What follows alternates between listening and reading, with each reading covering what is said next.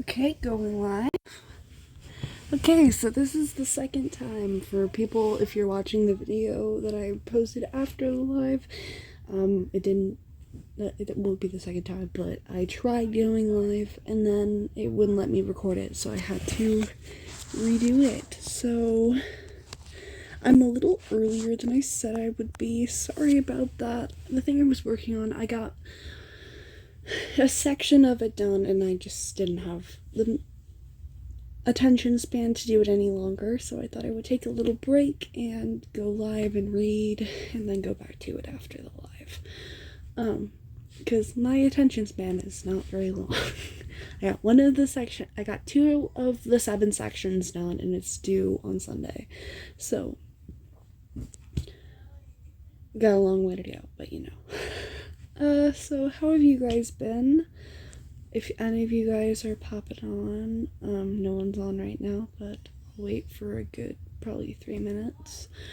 So normally right now I like to talk about what I've been doing lately. So lately I have just book-wise, I am reading a lot of books. I just got done with Long Way Down. I have a review for that on the channel if you want to go check it out. I'm reading a lot of different books for a lot of different things. I'm listening to the audiobook We Hunt the Flame right now. I am reading Monsters of Men still. I plan on finishing it next week though. And I plan on finishing We Hunt the Flame by next week too. Because it's a great thing to do while you wash the dishes for me. So I do that a lot. Of course, I still got What Once Was Mine. I have to read Macbeth for something I'm in, so I'm reading Macbeth right now. It's not the worst Shakespeare play I've ever read.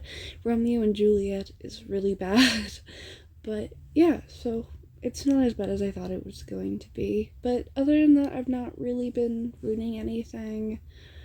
I just recently started watching The Mandalorian. So that's something I've been doing lately. So yeah. Not very interesting things, but if you're into that kind of stuff, cool. Hopefully you can't hear her. She's going a little bit crazy. I should probably shut my door. I'll be right back. I'm gonna go shut my door so you don't hear her. Okay. There. Okay. I'm back. Not very long.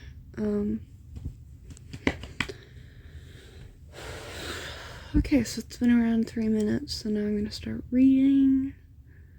So yeah.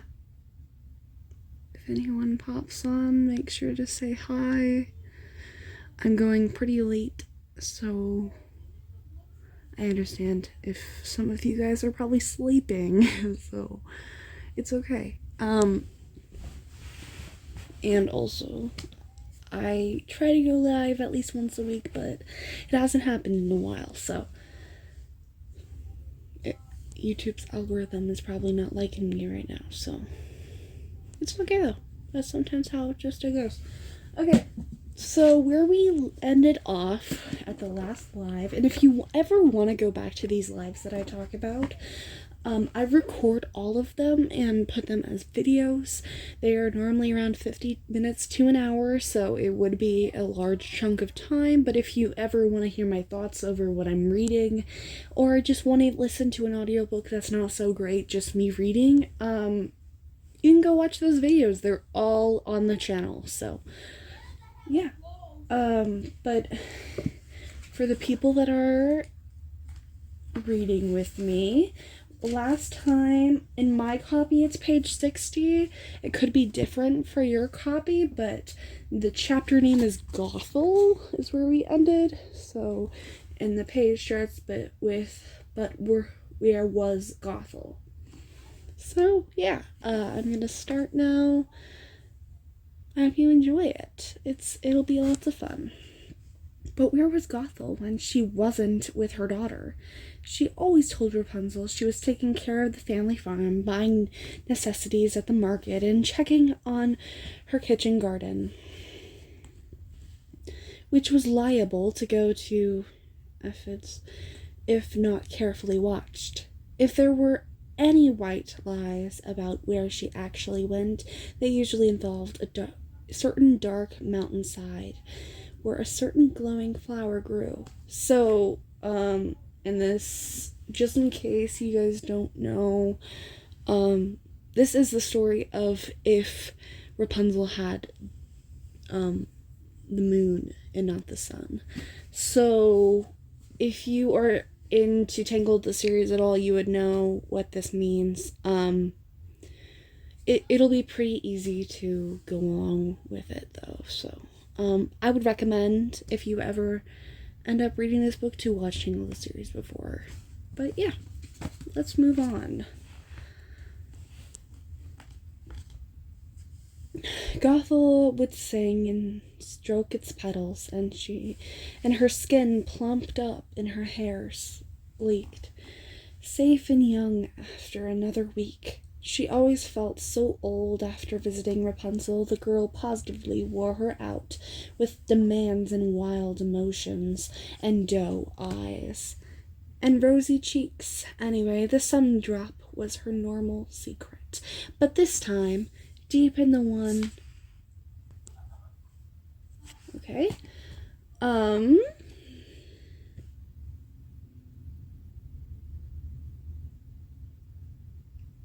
Deep in one of the few still standing ruins on the deserted hillside, torches flickered and fire blazed in the ancient hearth that hadn't been lit in 1,000 years. Between these two sources of distinctly human lineaments was a ring of uncomfortable but well-dressed people in their much rougher-looking guards.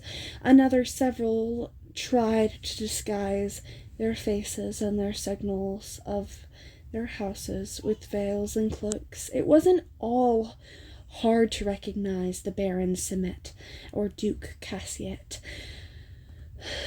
the Countess Bathory, the number of lesser lords in the lands surrounding the kingdoms. Shifty eyes and the well-fed faces looked from one to the other suspiciously.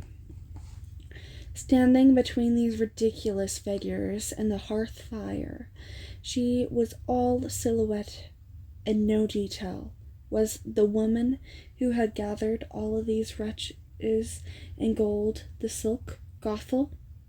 "All right, I'm here and my people are getting nervous," the Baron Simmet snapped.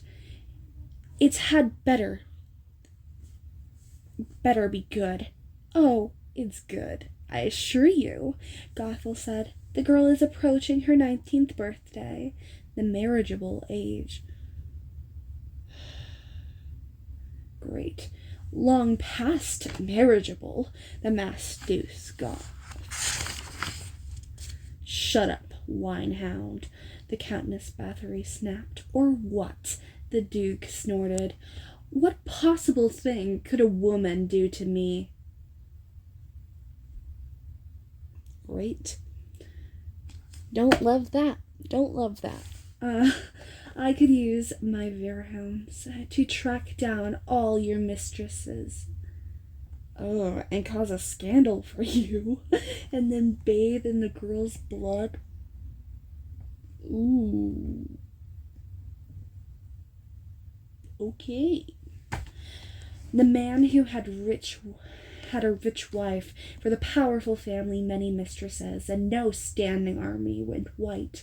Gothel hid her own discord at the interchange. Selling her ward to the highest bidder was one thing. Princess were always married off to people who they barely knew, selling their sadist, well-known murderer like Bathory was too much, even for the very flexible mortality of Mother Gothel. There wasn't a small holding within 100 miles that didn't scare their children into good behavior, like stories of bloody Lady Bathory. And how she kept her skin so young, and how young girls often disappeared from the villages around her castle. Okay, this is getting way darker than I thought it would be. Oh, okay. Folks, please, can we focus on the important thing at hand? Gothel said, waving her arms for attention and trying to change the subject. Which is how much one you lucky people is going to pay me for the bride prince. Oh, I find this whole matter of bidding on her hand disgusting. The only one with common sense. Countess Bathory growled, flashing an angry look at the Duke, and she bickered with, "Wives aren't chattel to be sold as objects." I rest my case. Only one with common sense. Only one with common sense. Other than Queen Ariana. She's pretty great. I love her. Everyone else has no common sense. Okay. You make an excellent point, my lady, Gothel said, with a curtsy. And as a free-thinking woman myself, I applaud your speaking out for our sex rights. So I will bid for her as a maid.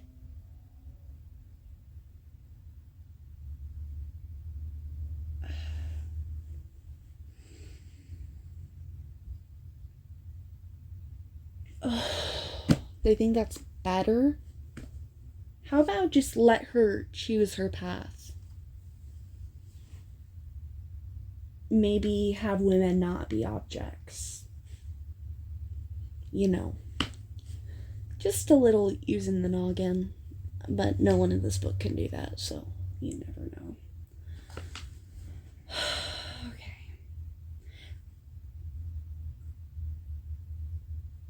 Okay.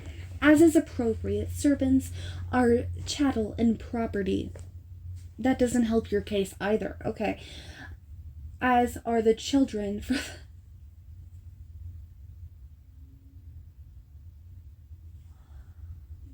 As for the children of the destitute and poor. Okay. So basically what this person is saying is women are objects, but he understands that, so he'll make her a servant so that she doesn't have any rights at all. And also, all poor people, especially poor women and children, are objects.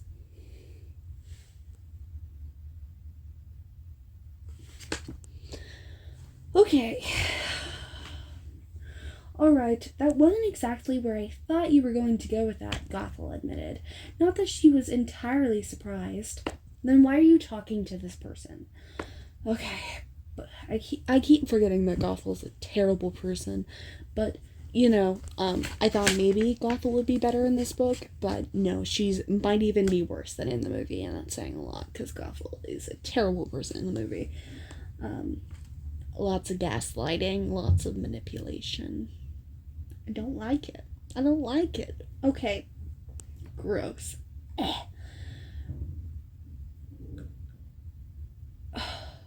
But I take your point. The auction will be for a bride servant or a licensing fee. Whatever you want to call it. Blind bidding. 3 rounds only. Ugh, Gothel. Ugh, gross. Less if there's an offer for generous, if it can reasonably be understood.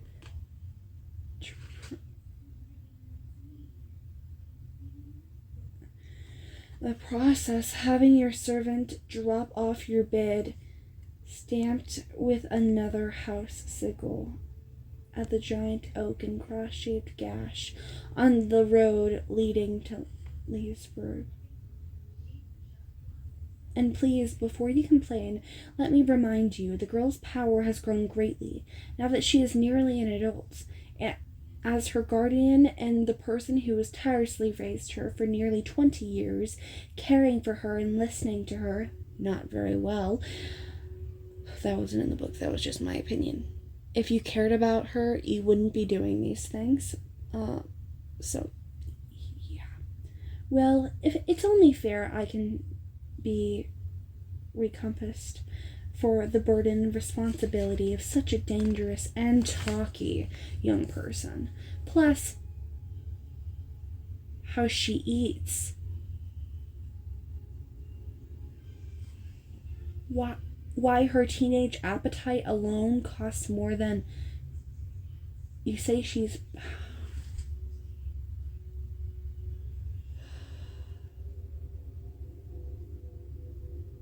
Okay. You start off with saying all women and children are objects, and then you go talking about how Rapunzel should eat less.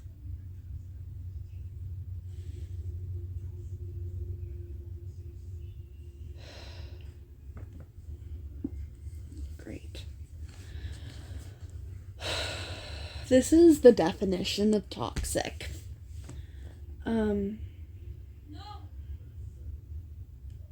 You say she's powerful, the Baron Simmet interrupted. We have no proof, only your word and wives' tales. Yes, the Marquis said. We've traveled here at great risk twice now, and nothing to show for it. You don't trust me? Gothel asked in mock offense. Really, does this look like a face that would lie to you? Don't answer that. I'm teasing. Well, I'm hurt. I'm not entirely surprised.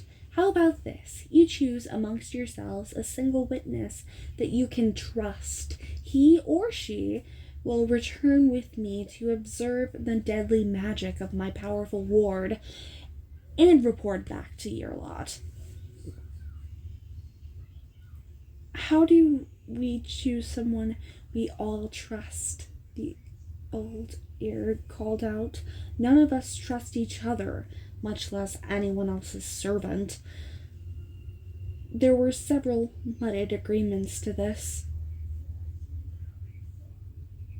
But that is precisely the answer, Duke Crescit spoke up. We need someone no one can trust. So everyone will. I don't think that's how that works. Okay. Wait, is this how Eugene comes in? Because if this is how Eugene comes in, I gotta say, I love Eugene. Eugene is my favorite Disney prince of all time. He's wonderful, and I've partially been waiting for him to come into this book, and if he doesn't anytime soon, I will be very sad.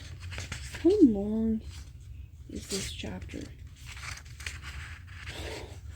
Oh, we got a long ways to go. I gotta hurry up. I've spent 18 minutes because I'm so passionate about this chapter, especially on 4 pages, so I better hurry up.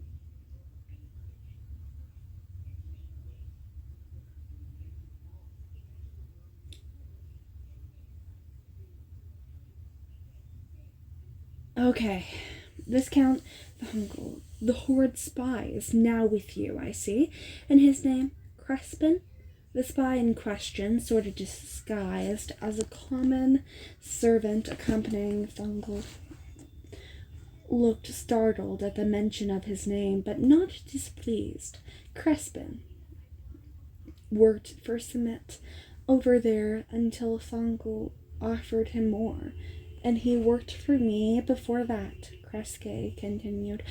I dare say he has worked for us all at one time and another, and been clever enough to save his own neck time and time again. I say we send him with the usual rewards and threats if he betrays any of us along the way or tries to disappear. The spy nodded, and large head of his spindly neck bobbing like an apple of Sammy. That makes sense, Sam murmured, crossing his arms. I agree to it, Uncle added. One by one, all the deplorables nodded and assented. Excellent, Gothel said with a grin. It's a day's journey. We should get started tonight. She looked through the crack of the ceiling to gaze at the waning, whisper-thin moon dramatically. Its light fell on the white teeth in her smile, creating her intended effect. It made even the hardest, most sadic souls their wonder at her mysterious power. Halfway there, she thought. She had the nobles and Rapunzel right where she wanted them. Oh, I must have skipped a chapter. Because I just got to the next chapter, which is called Rapunzel. I must have skipped a chapter when looking at the next page.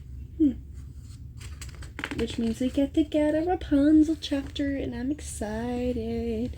Okay, so Rapunzel, page 66 in my book. It might be different in yours. It'll just depend. I have no idea. So, let's get started with this. Rapunzel. Mother was here. Too many emotions crossed through Rapunzel's head, like the wind and fall and the whipped clouds into rapidly changing shapes. Excitement. Visits from her mother were always a welcome diversion. Since Rapunzel had grown older, Gothel had spent part of her time in the tower. Mostly her visits were on Tuesdays and Thursdays after 3, but sometimes she would show up suddenly, unannounced and a surprise, almost like she was checking up on Rapunzel, making sure she was still there, which of course was absurd. Where would Rapunzel go? Excitement also, because sometimes Gothel brought a gift. Rapunzel was at 19, was still young enough to hope for such things. But even if there was no material present, the older woman always cooked something delicious. Beautiful vegetables from a garden, games from a huntsman, and other lovely things foraged and found in the woods among her cottage. But lately, added to the excitement was something else. Something just the slightest bit off. A daub of gray and sunny yellow paint. Something unsettled and anxious. It might almost have been trepidation. Young Rapunzel had accepted Mother Gothel in all her forms, in all her moods, listening closely and taking her words to heart, no matter what they were, and always assuming they were said with love. But some of the things Gothel said with a laugh, funny things, just didn't seem funny anymore. They hurt. Even after she apologized or told her daughter not to take it so seriously, but also accused her for being too sensitive. Sometimes Rapunzel would spend hours in front of her mirror once her mother had left her or gone to bed, wondering what she meant about snub nose and funny-shaped freckle and sort of angular, unwomanly hips. And besides all that, there was now the question about flowing lights. Okay, I don't know if you can tell, but Rapunzel is the Disney character that I relate to the most. Not with Mother Gothel. My parents are very wonderful and don't hurt me or abuse me. But just personality-wise, I relate to Rapunzel so much because you can see how you're like, okay, happy sunshine, yay, let's go, we're gonna be happy. And then, but you just, yeah, I don't know.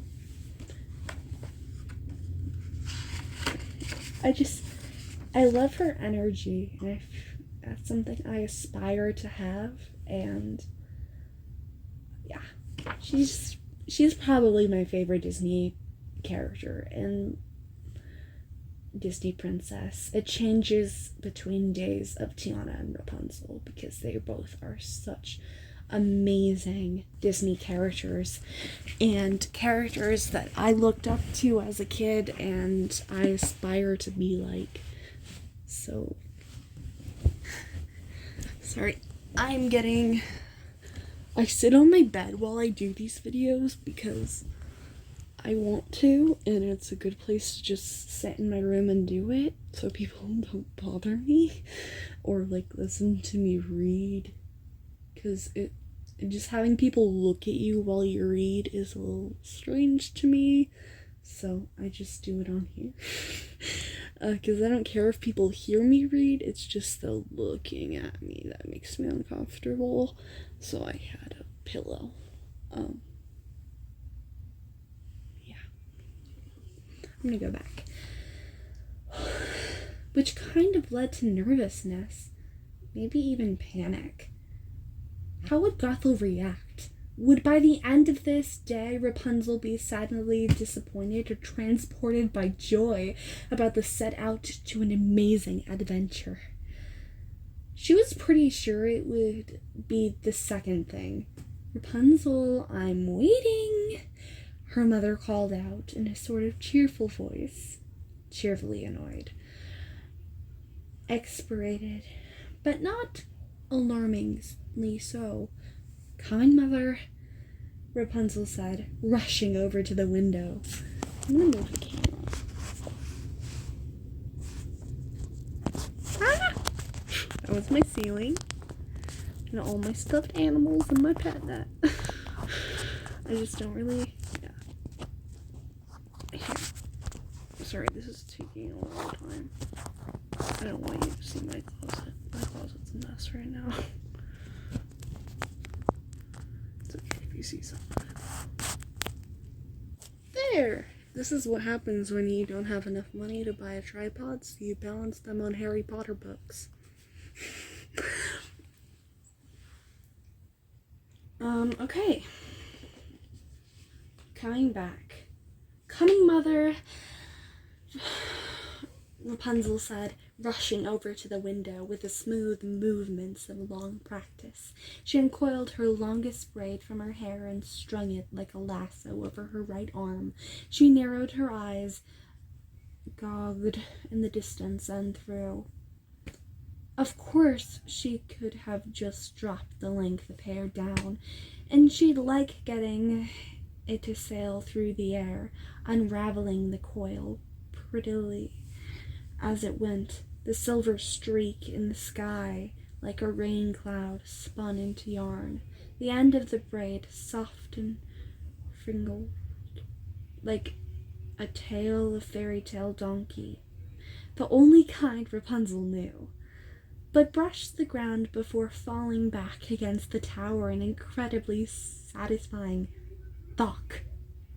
To dry the massive amount of hair after her monthly washing, she would throw all of it over the side of the tower and whack it repeatedly against the stone wall, sending waterfalls and droplets down to the ground.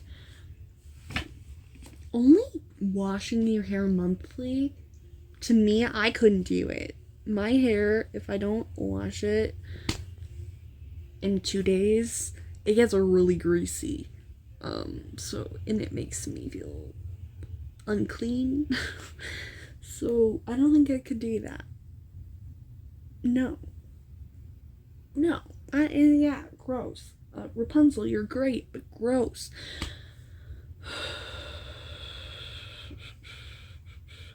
She braced herself against the wall, being careful not to injure any of her plant friends, and waited. There was more jostling and pulling than usual. Rapunzel. Gothel was having an awkward time coming up. Rapunzel peeped over the side. The woman had a giant basket hanging from her arm. What could it be? Had she actually remembered it was Rapunzel's birthday? She closed her eyes tight, grinning, and tried not to dance. It was all going to work out. Everything was pointing to yes. Everything was, in short, amazing. What a trip, Mother Gothel said, finally pulling herself up to and over the ledge. As soon as she caught her breath, she brushed down her clothes and fixed her own hair. The things I do for you, dear girl, the things. You have no idea. Rapunzel carefully, mindfully pulled her hair back up the tower, coiling it around her shoulders once again. She had to wait for Gothel to settle before trying to hug her. But she just couldn't help herself. Strongly and gleefully, she wrapped her arms around the still panting woman. All right. Don't let overdo it now. Gothel pulled away and straightened her dress again. A well-known gown in burgundy that perfectly fit her own tiny waist and torso. She had no cloak today, nor long to tie up her thick black hair. Rapunzel drank her in for a moment. This woman who had been her mother and sole companion for 19 years. She hadn't aged a day. There wasn't a single silver strand amongst her luscious locks. The only submission to time was some shrinkage, while she was still taller than her adopted daughter. It was by the slimmer margin every year. Gothel was too busy primping herself to notice this study of her form at first. When she finally did, she playfully hit at Rapunzel. "Why are you staring at little old me for?" she asked coyly. "Is something wrong? Is there a wrinkle?" She dashed over to the mirror in sudden worry, pulling back the skin among her eyes with the tips of her finger. "No, Mother, don't be silly," Rapunzel said, kissing her on the cheek. "I was just thinking about you. Us. You look like a cat with a bird to spit out," Gothel said a little subconsciously. Then she brightened and picked at something in her daughter's hair. "Is that a new charm? Oh, it's very fetching."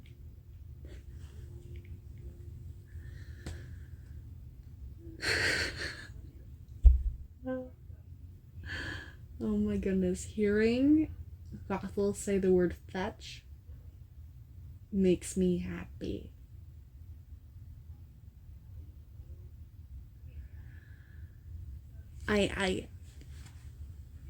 Yeah. And if you know, you know. You probably have to know, it's such a famous movie, but I'm not explaining it. If you don't know, go watch Mean Girls right now, or listen to the soundtrack, because the soundtrack is also amazing. I've never seen the musical, but the soundtrack's amazing. Stupid with Love is such a fun, chaotic song. So, yeah. Go do that if you want. Bye. Whoa! Alexa, stop. That was my alarm for you need to start the live right now. I forgot to turn it off. Oops. Okay. That was the last minute, because I said it would either be an hour to an hour and a half when I would start it. It ended up being 45 minutes, but you know. That's how life sometimes works. Okay, now moving back. Rapunzel put a finger to the one she thought her mother meant. Little Hazmo. No. You gave it to me last Christmas. Where would I get a new charm? But the other woman was already turned around and doing something else, no longer paying attention. Makes me so angry. She is one of the worst villains, I think, in all of Disney history. Which is pretty crazy when you have Ursula and Jafar and Scar, and then there's just an old woman, but just her manipulation tactics. She wants you to think she's a good person, while Scar and Jafar and Ursula, they don't care. In a little bit of Poor Unfortunate Souls, Ursula wants you to think she's a good person, but nowhere near as much as Mother Gothel does. She's one of the most interesting villains, I think, and all of Disney. She just gets into your brain and is like, you can trust me. Here's my love just dangling here, but if you don't do what I want you to do, I'm gonna hurt you. But I'm gonna make it look like it's just because I care about you, but deep down, I have hatred for you. And that's part of the reason I have this book over here. Let me grab it on my bookshelf. Oh. One of my books fell down. Oops. As one of the reasons I want to read Mother Knows Best. Whoever decided to have a black words with black. Here's the spine so you can see it. I actually think it would be a good idea for us to read this after. And the coolest thing with the cover. I'm just moving on to this book now. I'm gonna let you guys vote on what book you want to read, but look at it. So it's young and then old Gothel. It's just so cool. It's part of the reason I bought it. One, because I just love the story of Mother Gothel, but two, because it has a cool cover and I love showing it to people. And I really just need to read it because it's been on my bookshelf for about 1.5 years now. I got it at the beginning of COVID, which means actually it's been more than 1.5 years. But yeah, my grandma got it for me. I don't think you're definitely not watching this actually, but thank you, Grandma. I love you. My grandma gets me so many books and she's just so sweet. So yeah, there's that.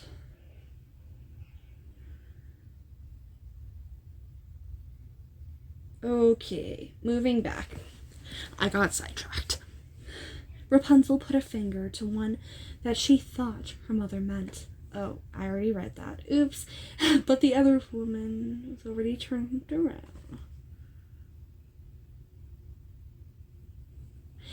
It's getting a little jingly in here. Jungly, not jingly. I got confused. Okay. It's getting late. I'm sorry. You know, dear, two of us having to share this space, at least part of the time, roomies. Rapunzel was thrown by the change of subject, but only for a moment. She looked left and right as someone raised among another actual people and not puppets might do when looking at an ally, support, and shared eye roll, but of course no one was there. Mother, she said, taking a deep breath. Mother, we need to talk. This was exactly how it went when she rehearsed it, and a quick sideways glance into her mirror confirmed that she was even looked the part she had imagined. Back straight, serious expression, hands modestly clasped, chin firmly out, mature, sensible. What, Rapunzel? Stop mumbling. If she doesn't say, "Did I mumble, Mother?" at the end of this book, it is one of the best lines in all of Disney and the best line in Tangled. Probably the best line in anything Rapunzel ever. It is such a good line. So if she doesn't say that, I'm gonna be so sad. Gothel was inspecting the plants, and she had Malignide picking irritably by their leaves. "Why don't you ever grow any flowers? Something to brighten up the place." "I'm not mumbling," Rapunzel began, and then quickly tamped herself down, but didn't want to seem like an argumentative little child. "Mother," she began again, much more clearly, but not louder. "Do you know what it is Thursday?" Her mother asked lightly, and then laughed. You're not funny. At her own joke. "Who cares, darling? Weekdays are for peasants. It's my birthday." Rapunzel pressed on, deciding not to dwell on whether her mother actually knew that, or was teasing, or had entirely forgotten it after all. "Oh, we don't know that for certain," the older woman said with a sigh of obvious giving in. "When I took charge of you, you were already a few days old. You know that, Rapunzel. I told you the story so many times. Don't you ever listen?" "Well, it's this week anyway," Rapunzel said, determined, "and I chose this particular day years ago. But never mind. The point is, I'm turning 19 this year." Gothel had left the plants and was now playing with a little moose figurine Rapunzel had made during the 6-month whittling intensive she put herself through 2 years ago, modeling after one that once had got caught in her pantry. Oh my goodness. She was so sad to see the tiny chittering thing go, but it wasn't happy in the tower. "And?" she asked distractedly. "You don't even care about your child's birthday." Ugh. The simple things. Come on. Rapunzel was again taken aback.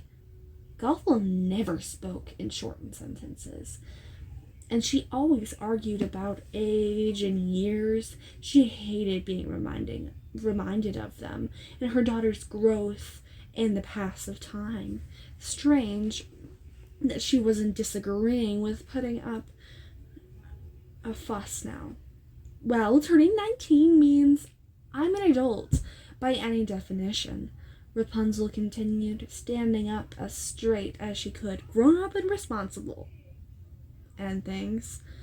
Which brought me to the next point. Every year during my birthday week, there are these floating lights in the sky. "What?" Gothel asked, sounding honestly confused, or as though she had expertly foreign confusion. "You know." She grabbed her mother by the hand and led her over to the painting she'd made years ago, when she first started noticing the yearly regularity of the lights. It wasn't a technically sophisticated piece, which just pretty golden orbs and faint aura rising up into the night sky. Every year at this time, the mysterious glowing things float up into the sky in the west. This year, it should be especially bright because the new moon tonight, which means the sky will be pretty dark a few days from now, and you want me to watch them with you, dear," Gothel said, making a mouse of her lips and squeezing Rapunzel's hand. "How very sweet, but no. I want to see them myself, ourselves." Silence fell over the room, which was also suddenly dim and dusky, and dramatic cloud took the octenary pass. In front of the sun, the two women stared at each other, both silent. One, now that she had finally spit out the words, with a pregnant pause of hope, and the other with disbelief. Gothel pulled her hand out of Rapunzel's. She spoke flatly. "You know you can't. Why are you even asking? But mother, Rapunzel said, trying not to wheedle our wine. I'm older now. I can control myself. I won't see anyone or anything else. I won't touch anything. You'll come with me. You'll take me there and you'll make sure that you don't kill anyone else, like your own mother and father.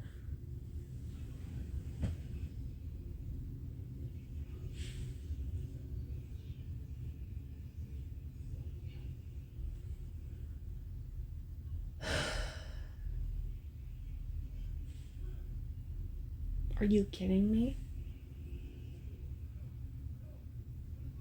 Are you kidding me?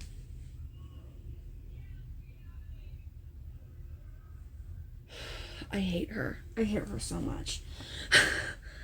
Gothel hissed. Taking control over literal children. She's 19, but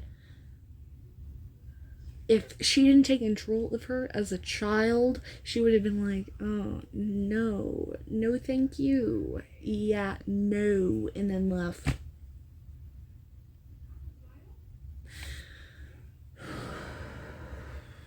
It's easier for people like this to take control of you as a young child, and then you think that's just normal throughout your whole entire life, which it's not.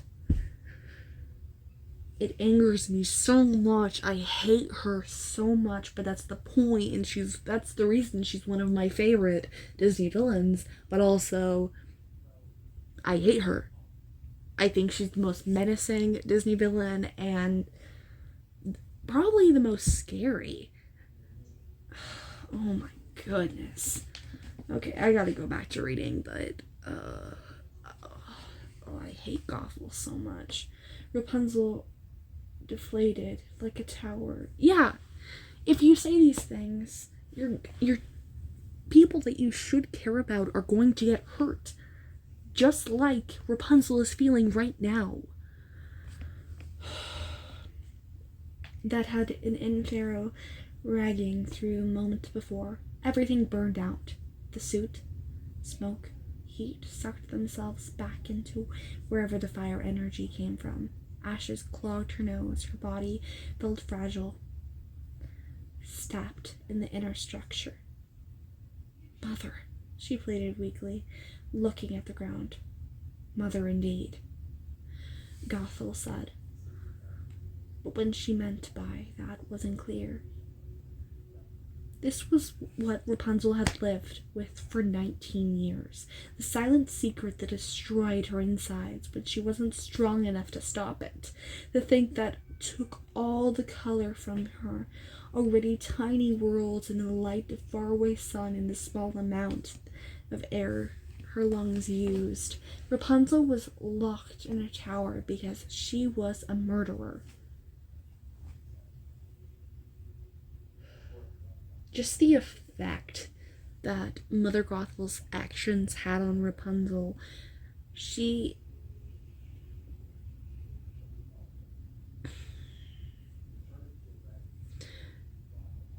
it isn't actually expressed, but it is very heavily implied that Mother Gothel has just, ever since she was young, has just told Rapunzel, yeah, you're a murderer, which is not good for a child's mental health and is definitely not good for a child just in general.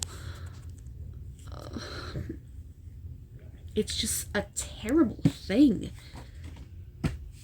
Oh my goodness. This chapter is aggravating me. I was like, oh yeah, this is a fun book. Okay, great. And then there's these two chapters that are aggravating me and making me angry. Yeah, I don't like Mother Gothel. Okay. Her beautiful, treacherous hair had killed her birth parents just after she was born. In the moment of infant rage, the hair was now bound, braided, knotted, and tangled with charms to keep it under control, and couldn't even cut it out. She couldn't even cut it off. To do so would be her death. So there it was, endless sparkling braids of it, knotted with charms and wishes, reminding her every day of why she was imprisoned, and she couldn't be allowed to hurt anyone else again. Look what I brought you for your birthday. You didn't remember it, you just brought her something, Gothel said, coldly, reaching down and opening up her giant basket she had brought. Rapunzel miserably leaned over, guessing what it was, afraid of what she would find. A fat, beautiful old chicken. Her egg-laying time now past. A yard bird of mixed feathers and heritage. The hen looked up at her, blinked in her light, and she didn't make a sound. I was going to wring her neck myself, Gothel went on, because I know how squeamish my precious tower-dwelling princess is.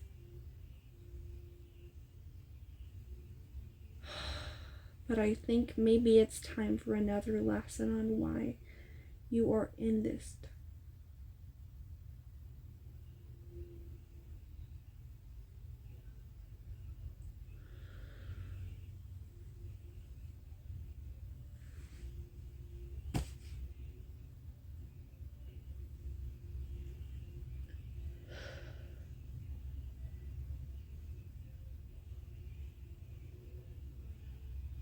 I'm just needing to process this. I don't know.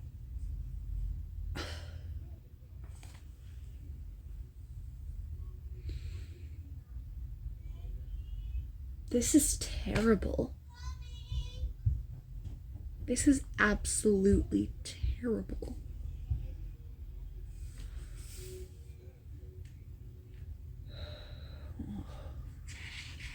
You know she doesn't like something. You know your daughter, not your daughter, but she thinks is your mother, your daughter. You think your daughter, you know she doesn't like something. So you're going to go out of your way to be like, you know, you're a terrible person. It's not me that's the terrible person. It's you. You're a terrible person, so I'm going to show you why you're a terrible person and remind you of it every single second of your life. Every single time I see you, I'm going to remind you of that one thing that you hate about yourself, so you end up hating yourself.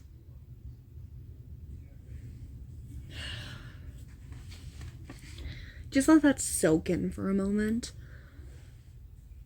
Okay. No, Rapunzel begged. Do it. Gothel ordered. You need to do it. You need to remember just why you're here.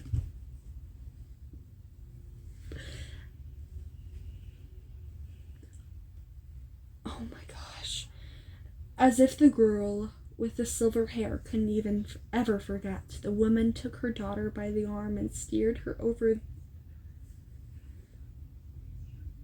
the armonier, slamming the basket onto the table there harder than was necessary or nice. The chicken squawked quietly. Rapunzel began to cry.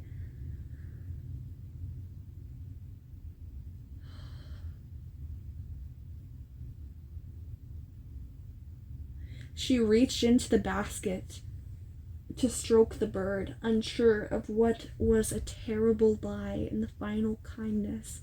Murmuring softly, she picked up the thing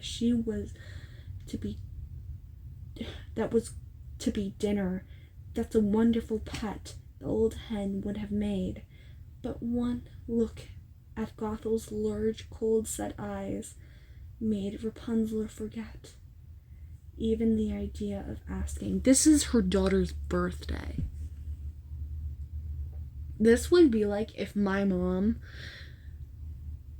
I don't know, was like, oh, here's a gun, you're gonna go kill a deer. I know you hate killing things. I've never killed any animals. I mean, I've accidentally stepped on ants and spiders, but you know, I normally try to let it out. I mean, I eat meat, but I'm trying to cut down on that. For multiple reasons, but yeah, this is not okay. I thought it was gonna be dark, but Mother Gothel is even worse than the Disney Image, and that's saying a lot.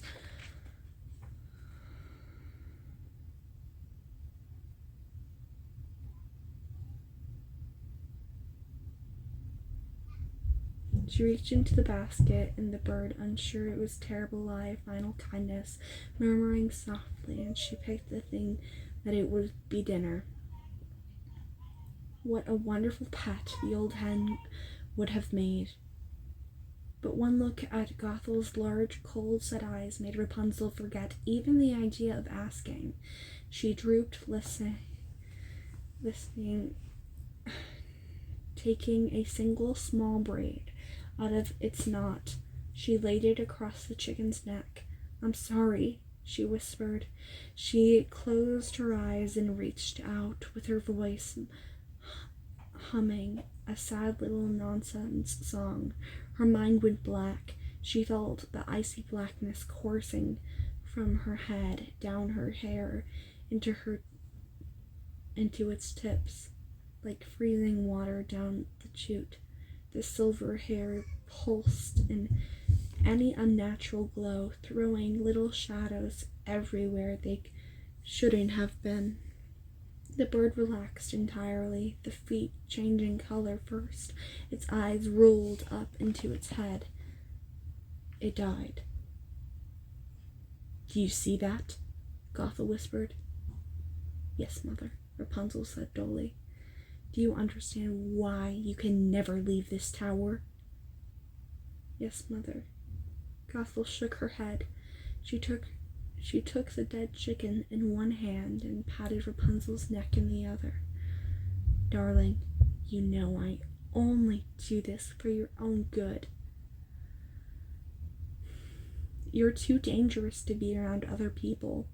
You'll hurt them." "Yes, Mother. You'll see. You know I'm right." She paused, her eyes narrowing.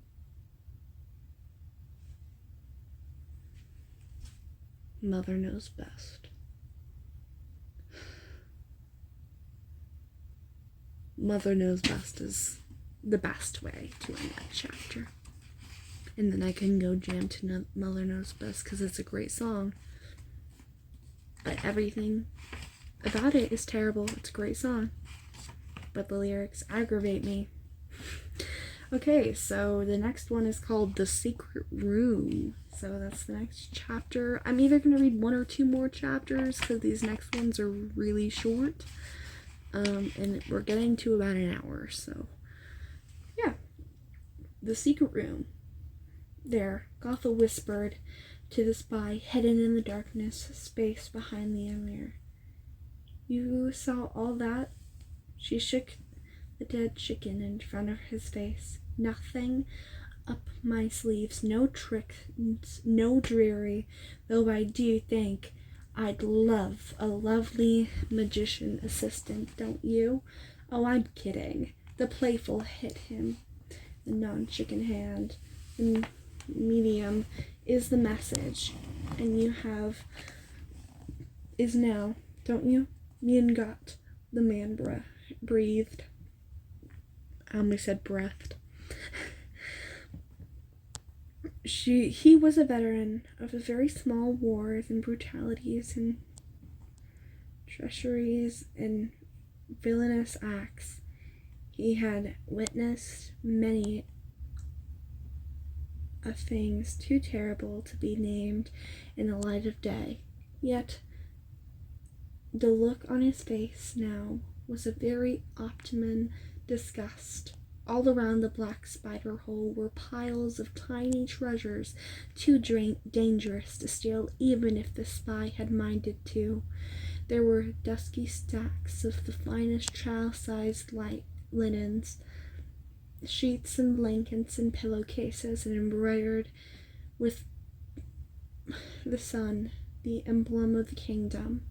There were books, a pile of them, precious and rare, each written, illustrated, and bonded by hand, stacked in the dust like blocks of wood.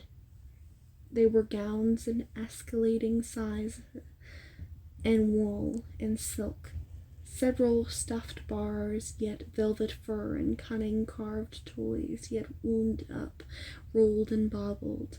There were wooden gold necklaces and heart-shaped lockets, barrettes made of mother of pearl and actual pearl rings and bright colors, and all sorts of pretty little bracelets, from the jet to jade and pink ruby.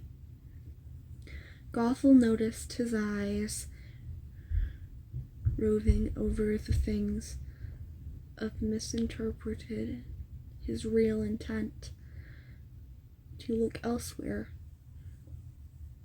but at her. Oh yes, I may have forgotten to mention that my ward is the supposedly dead crown princess. My plan was to reveal a little tidbit as soon as bidding slowed down. Think of it, a powerful witch girl and claim the throne when her parents die. Not bad, eh? You know the queen herself once stood where you now stand. And only once, she added with a dry laugh. That was all she could bear, seeing her baby. I found it! It was under the pillow! I don't know if you could hear them, but they're being very loud outside my door. So hopefully not. I suppose it's like... Oh, sorry, I skipped the line. That was all she could bear, seeing her baby being unable to touch her. I suppose it's like when the falconer takes a fledgling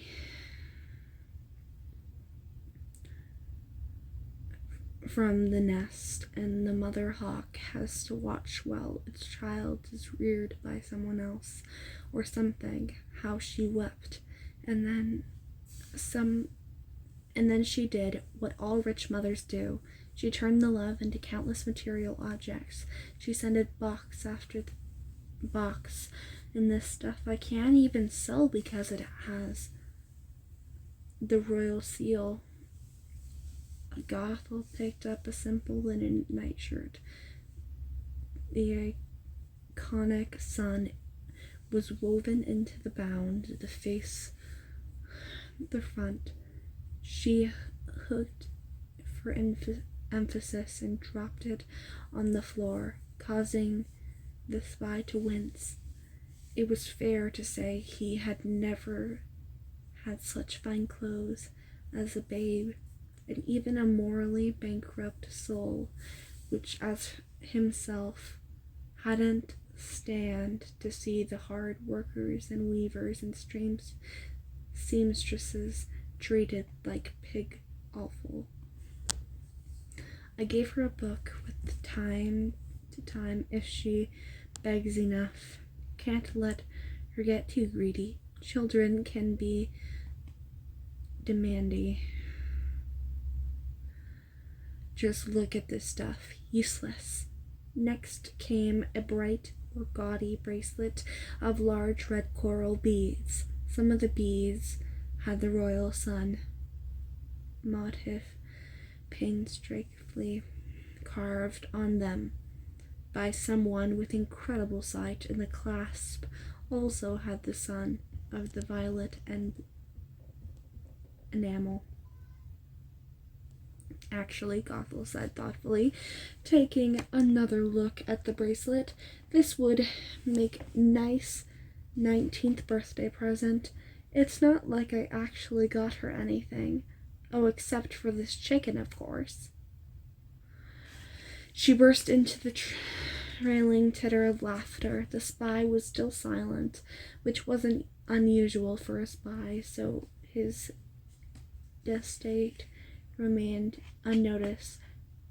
There were stairs and they go back down, Gothel said, taking a deep breath as if the laughter had winded her.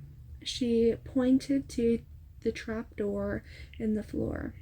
I will not be seeing you out, of course. Please report back to your various masters and mistresses on what you saw exactly. Reminded them what the bidding commences 2 nights from now. All right? The thin man nodded quickly and pulled up the secret door that led to the very, very narrow. I talked about it on these lives before, but I feel like every single time I do these lives, loud cars go zooming by. There was one person who was on the live one time that said it was them and that they were outside my house making car noises. That was kind of funny, but yeah, I don't know. Why can they please stop? Why do cars have to be so loud?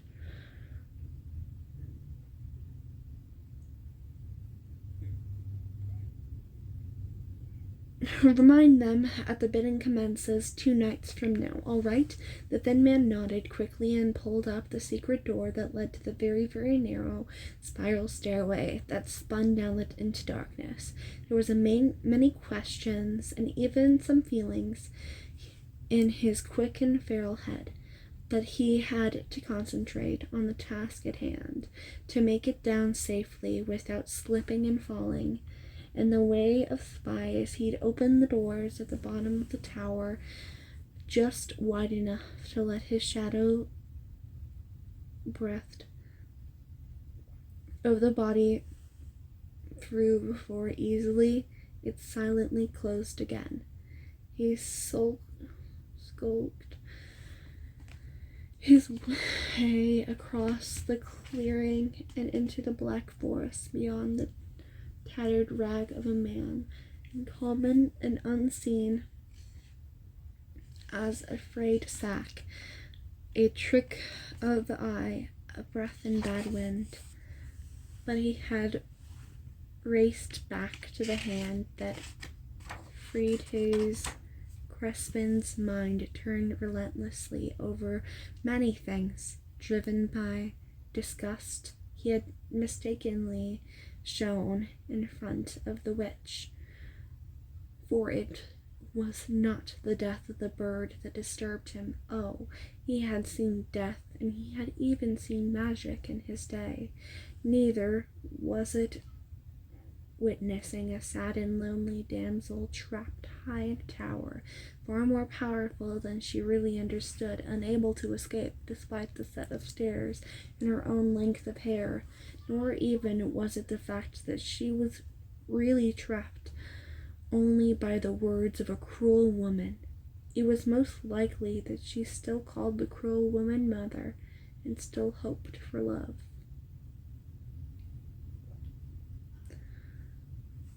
I think this is their version of Eugene.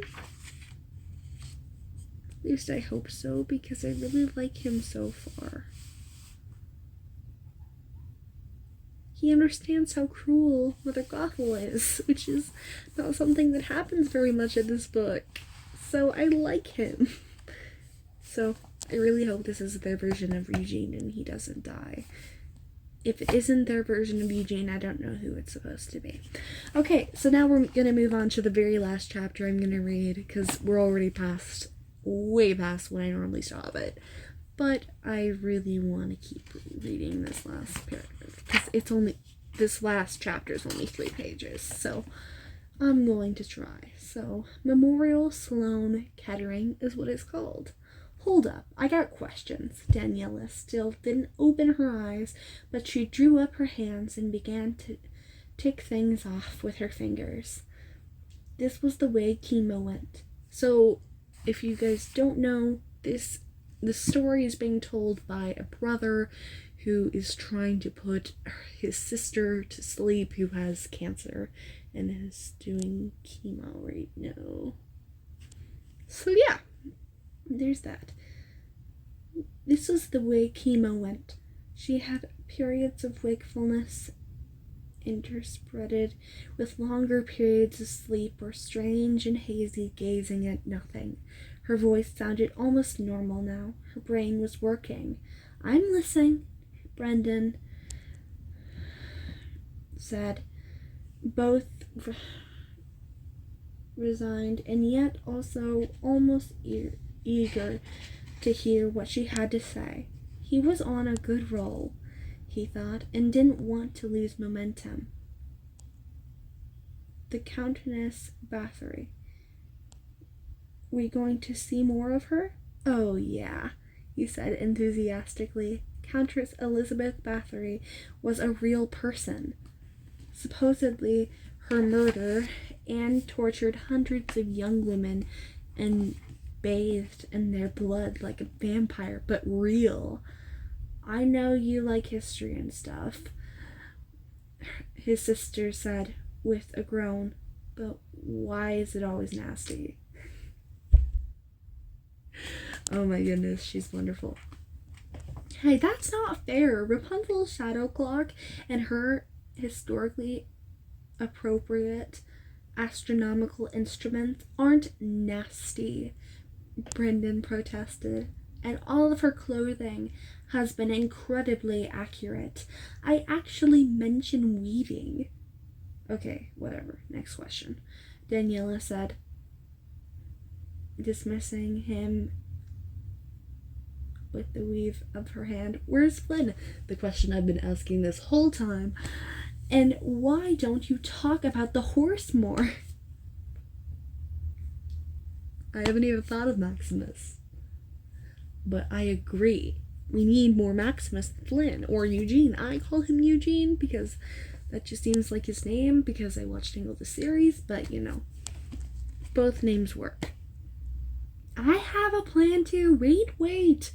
If you're not going to mention Maximus straight up, give me at least a little about the other horses. You were all like, the guard dude and the queen go tromping off to see baby Rapunzel on foot, a queen. They were absolutely riding horses.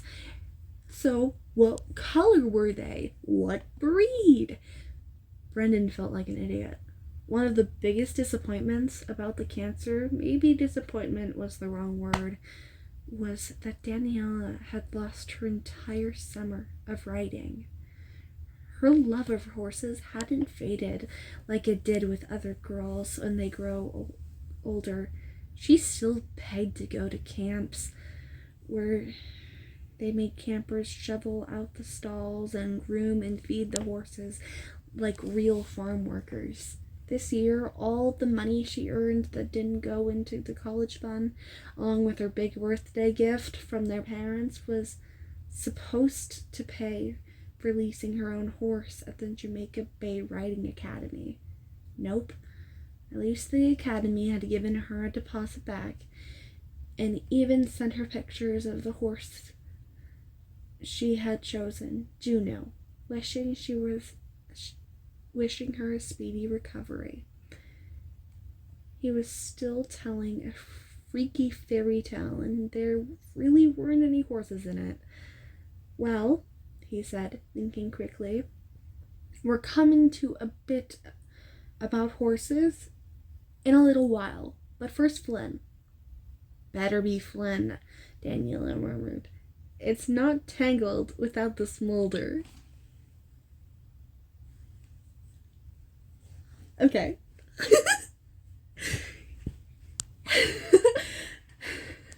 Brendan laughed quietly and began again. "I don't want to end there, but it's late and I need to go to sleep. And I also have more stuff I gotta do." Oh my goodness, and it's also been an hour and 13 minutes, and although no one's watching this live right now, which is just fine, like I said, it's really late, and so I completely understand, but,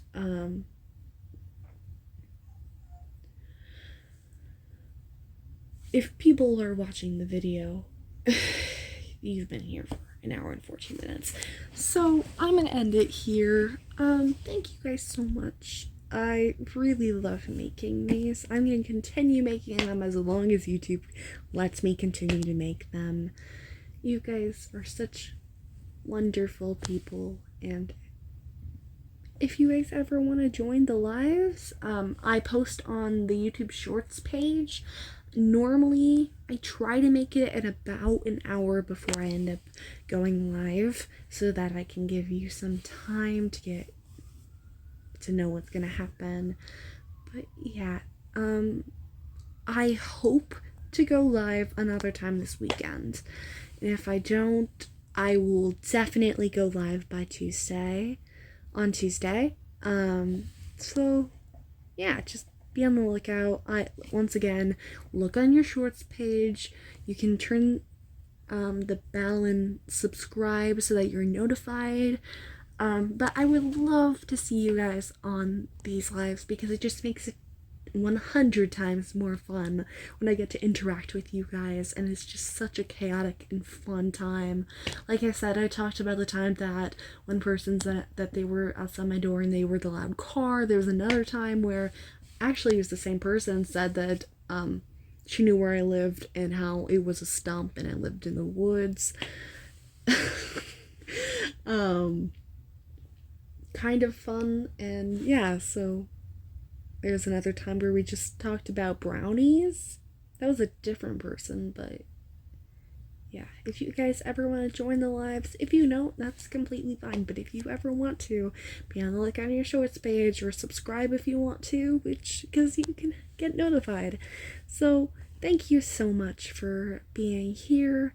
I hope you're having a wonderful day. I love you 3000, and please stay safe. Bye guys.